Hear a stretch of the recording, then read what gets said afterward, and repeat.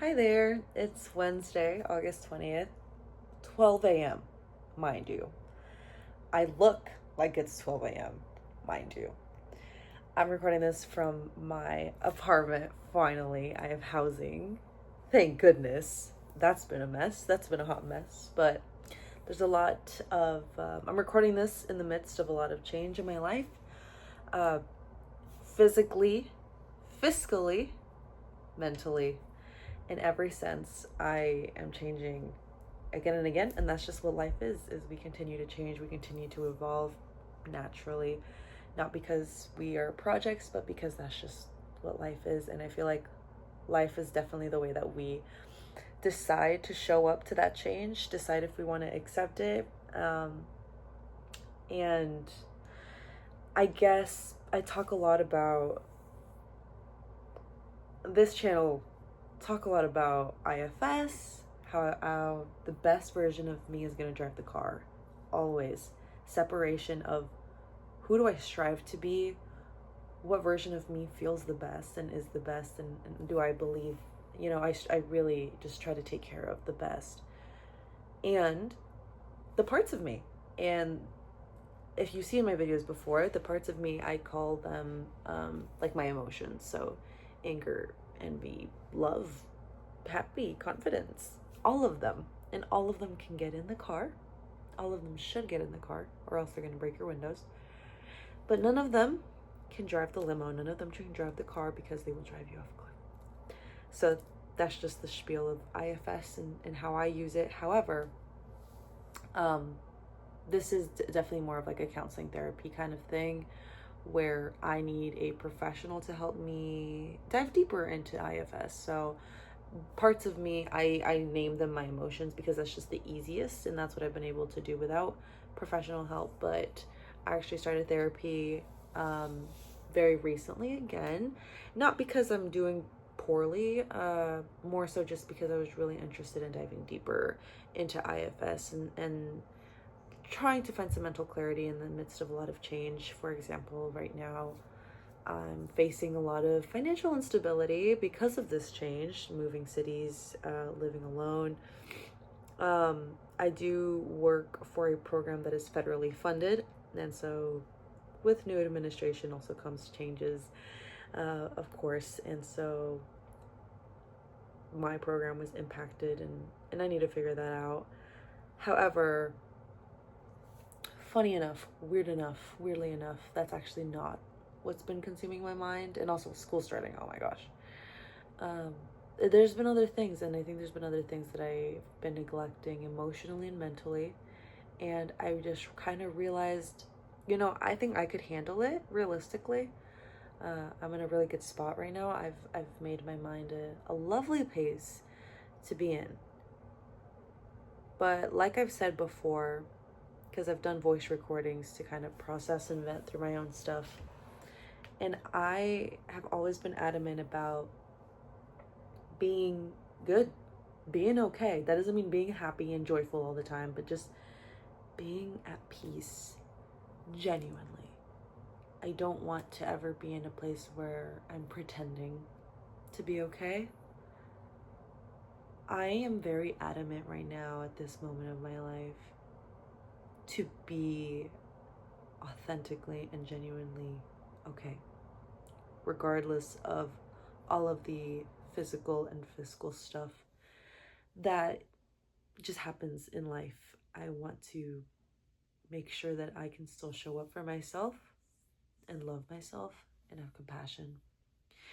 And so starting therapy up yesterday actually went a totally different direction than I thought it would go. And I'm not saying I regret it. I don't regret it. It's just, it was a surprising outcome. And that was my bad for setting an expectation. My bad. It was just a surprising outcome, and it just comes at a tricky time because I am going through all of these, I'm navigating all of these changes in my life right now. But to be more specific, to elaborate, as I said before, IFS system, that's how I live out my life. I learned that in therapy, and I've been doing my own research and navigating that, and I've loved it. It's changed my life. It's changed my world. But now we are diving deeper into something called EMDR. Like I said before, there's these parts of myself, right? Everybody has these parts, by the way. It's not just me, okay? I don't have like I don't know. I don't have anything concerning going on where I can't take care of myself mentally to that point yet. But I have been at that point in my life. So the problem with that is the parts of myself are my emotions. However, the original or like the original intent of this framework, I guess the parts of yourself are actually supposed to be different versions of you from different moments of your life, or also extensions of your family members. That's why it's called internal family systems. It actually stemmed from a family therapist, and understanding that there are systems that we have that connect us to one another, to other people, but also to ourselves. And so there's different parts of ourselves. And although I can recognize that those parts exist, the IFS system does not show me always, or at least I haven't learned enough, I don't know enough, and I'm not a professional to know, okay, like I do know that there's a separation between the best version of me and who I am and who I strive to be. The calm, the confident, the compassion, all the C's and the parts.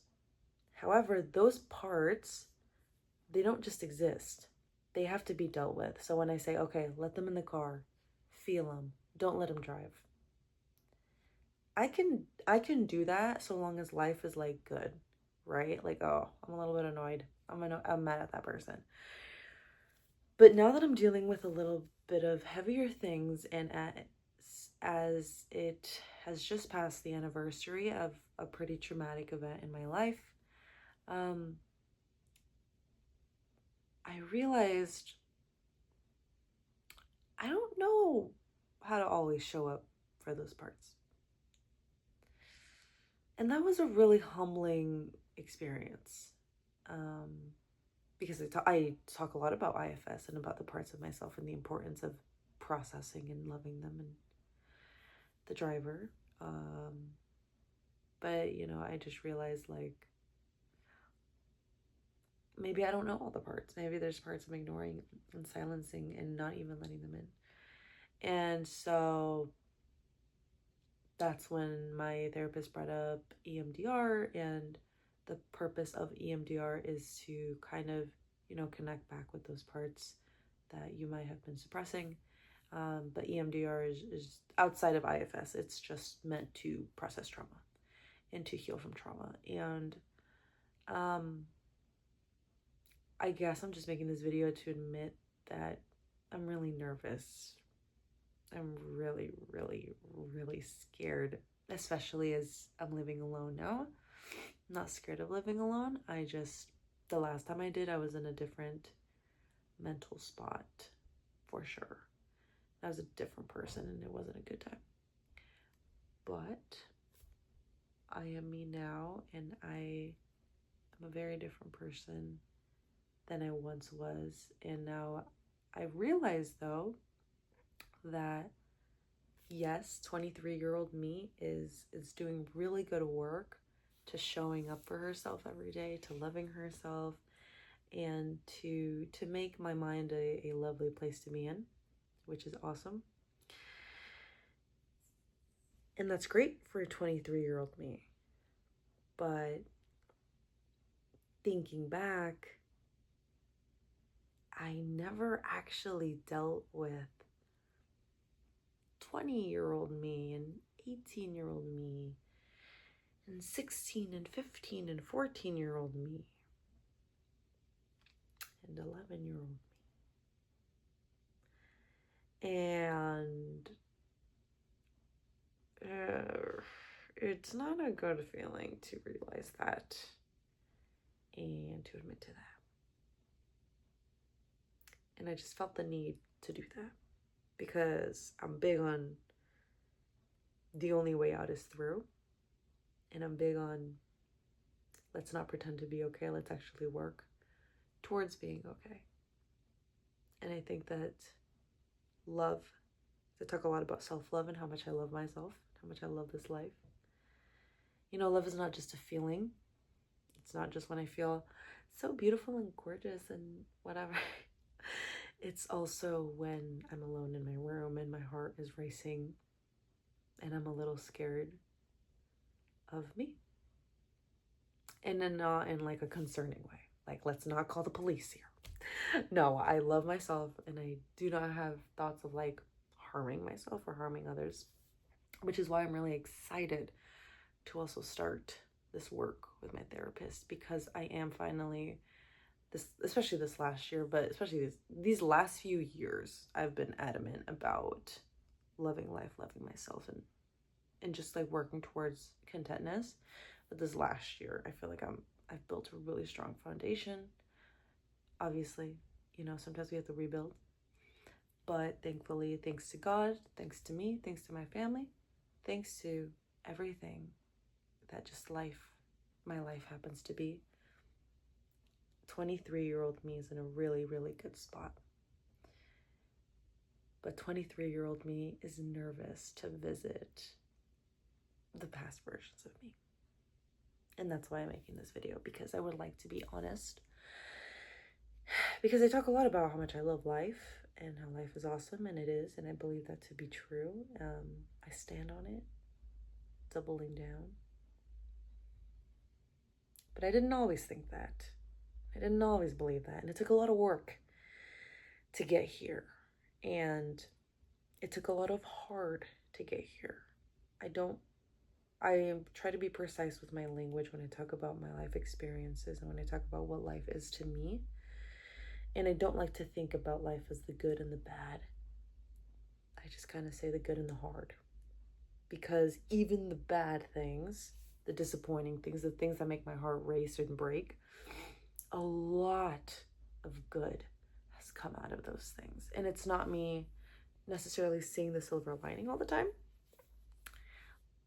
but it's just kind of a matter of fact. I feel like every single time that something has happened, especially something traumatic and just heavy, I surprise myself every single time, even if it's just a little bit. I show up a little bit differently every single time. And like last year, I feel like everybody assumed, and even a part of me assumed, like, oh, she's gonna go beg that man. She's gonna go beg that man back and be like, please don't leave me. And even I think a part of me was like, what if no. And that was a really surprising thing, because I've always struggled to believe that I could love myself and that I could have that much self-respect, because I've done a lot of things that I feel like today I wouldn't find respectful towards myself. But you live and you learn, and you don't learn if you don't live. So that was a really relieving thing. And like thinking about it now even like makes me happy to know that like I chose myself, especially in a moment where somebody could not choose me. And I don't have any regrets about the way that I handled my heartache. And I am who I am today because of the way that I handled those things. I think I'm just nervous because this is something that's new in the sense that I haven't tried to do it seriously. I haven't been in a good mental state to try to do it. And I'm just nervous because I know that they're not good. They're not easy places to visit. And I need help. And that's okay. And it's okay to ask for help. And if anything, even though this is really hard and this is really heavy, and I don't have the tools right now to deal with all of those things, I'm really excited because I know that it's for the good. And I know that I ended up in this spot mentally pretty good even though those things already happened. Because that's the reality of it. The reality is that those things already happened. So I would hate to add on suffering in the present over things that already happened. So what I really like is that, like, you know, with EMDR, there's like that container. You visualize a container. For me, it was a picnic basket, because it has to be something that's easily accessible. It can easily open and easily close. And going back to the parts, I'm relating it back to parts. So those parts, those thoughts, that version, you know, we don't always control the voices of our mind, the voice of our mind. We don't always control every thought that we have. So sometimes we need to put those thoughts that are heavy and that need to be processed and need to be dealt with, but they take a lot of time and they take a lot of attention, and you need a safe space to do that. So take those thoughts and put them in the container. Live out your day. You know, I still need to apply for jobs. I still need to start school and do my homework. I still need to go to work. I still need to pay the bills. I still need to go to the gym and take care of myself and unpack this apartment and see people that I love and sleep right. I shouldn't be awake right now. And for the time being, those thoughts need to be put in the container. Not because I'm running away from them or I'm suppressing them or repressing them, whatever, but because, you know, those thoughts need to be dealt with a lot of care, with a lot of compassion, with a lot of love, and with the right environment. And that's probably not going to be while I'm at school or I'm at work with, you know, like all my coworkers and stuff. It's probably not going to be while I'm at a loud gym.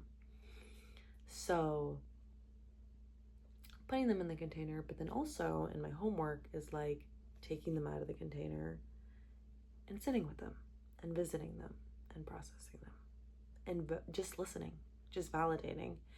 A lot of the times when I feel pain, emotional pain, I'll be like, it's okay. Because I try to make myself feel better, right? And so I'm like, oh, it's okay. Like, I do try to not shame myself in, like, feeling things. Like, oh, you shouldn't feel that way. No. Let's feel what we need to feel. But I don't always know what to do with those big feelings. So right now I'm like, just listening. I'm just listening. And so that's the first thing, is having the container. The second thing is, you know, these are big feelings, and you're going to have a bodily reaction to them. I'm having a bodily reaction to them right now. I'm literally awake at a time that I shouldn't be awake in. I've cried so much. I'm so tired. But having a reference point of a place that is peaceful and calm, that literally relaxes your entire being, and going to that mental space, that physical space, when the feelings get too much, or when it's time to put the feelings away, right? So today it did help, and then I did deep breathing exercises, but I could feel my heart still racing really fast. So I tried out some breathing exercises and a Christian meditation, because, like, I am Catholic, and like, God plays a really, really big role in my ability to heal, in my ability to love myself and my life, and to move forward. Very big role. Very big in the way that I understand what life is, and who I am. So, and I know I don't always talk about it, because I try to be mindful and considerate of, you know, not everybody is Christian, and that's okay. But, like, God really did save my life. Like, I know IFS changed my life, and it gave me a good foundation as a human being to show up, but I guess right now, at a time where I don't know how to show up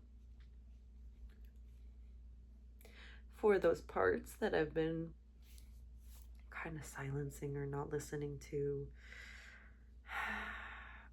Not silencing, I would say, because I really do try to get myself the space to feel, but sometimes I just don't know how to validate them.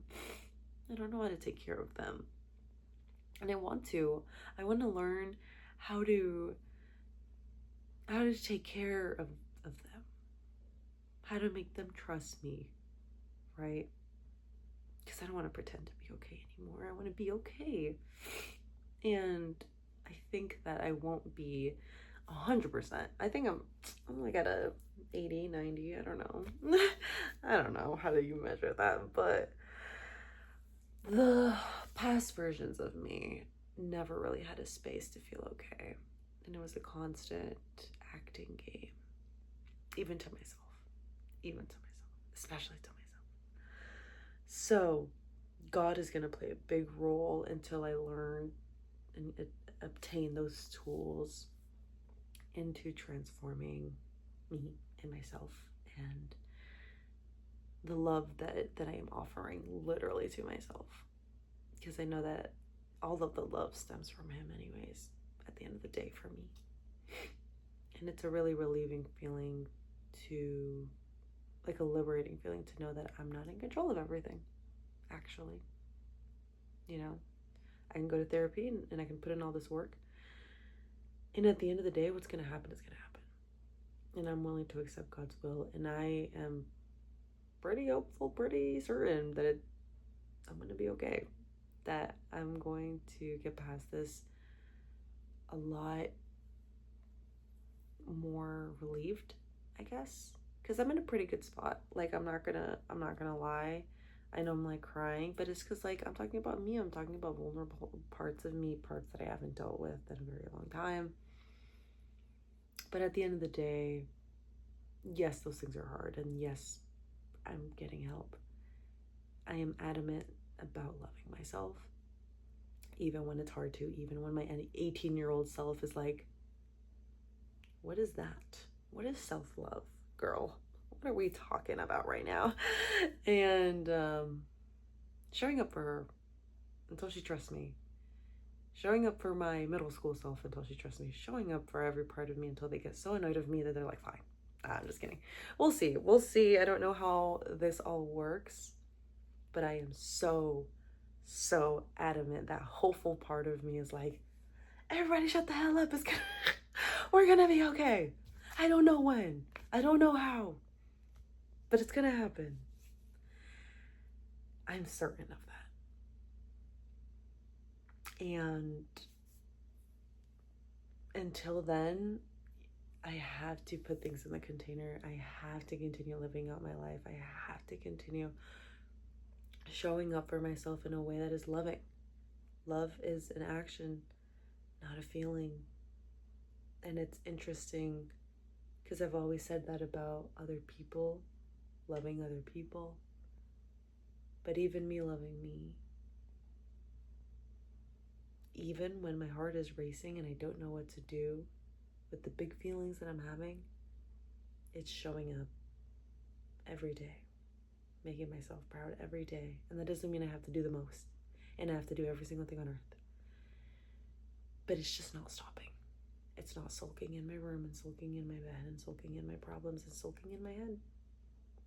It's praying and loving and hoping and processing and feeling, even when it's hard, even when it's tiring. If you're watching this, I just want you to know that I'm going to be okay. And that, yes, I'm nervous. I'm really nervous, actually. But that I'm really excited to get to love those parts of me that didn't feel loved by me at all. If anything, they felt hated sometimes. And if you're watching this and you believe in God, then definitely pray for me and for my soul and for my heart.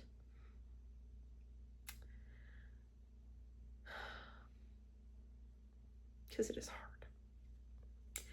And it is tiring. But I'm crying because it's a mix of emotions. Because it's like, I'm tired. I'm tired and it's scary. And I don't know what I'm doing. But also, I'm really excited. It's complicated. But aren't we all? Aren't we all complicated? Okay? If you're watching this, again, this is the third time I said it. Anyways, finale for real. I love you very much. thank you for taking the time to watch this, because this has been almost 30 freaking minutes, man. I love you so incredibly much. Thank you for your time. If you didn't watch it all the way through, that's okay. This really helped me, and I love me, and that's what matters. See you in the next video.